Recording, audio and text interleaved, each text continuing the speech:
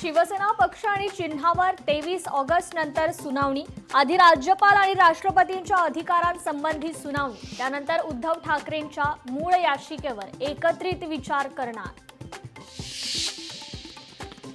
शेतकरी कामगार पक्षाचा आज 78वा वर्धापन दिन सोहळा। वर्धापन दिन सोहळ्याला राज ठाकरेंची असणार प्रमुख उपस्थिती। उपमुख्यमंत्री अजित पवारांचा आज रायगड दौरा, विविध प्रकल्पांचं अजित पवारांच्या हस्ते भूमिपूजन।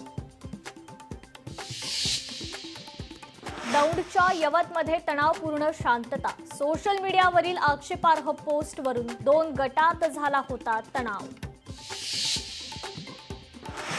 मुंबईच्या दादर कबूतरखान्यावर जाळी टाकण्याच्या कामाला स्थानिकांचा विरोध, रात्री कारवाई करायला का आलात, नागरिकांचा अधिकाऱ्यांना सवाल।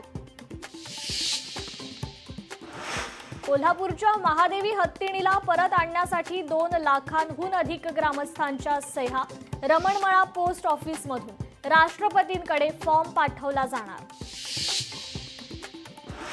कलंकित मंत्र्यांना जावं लागेल, फडणवीसांनाही हे ओझं झाले ते त्यांना फेकून द्यावंच लागेल, संजय राऊतांचा दावा।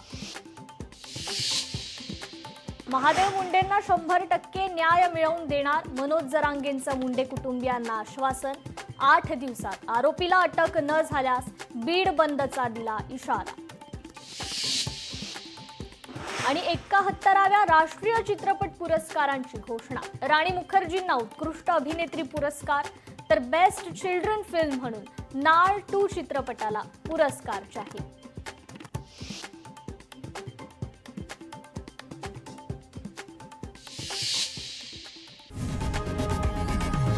लोकशाही मराठी ऐका, पहा, जागरूक रहा।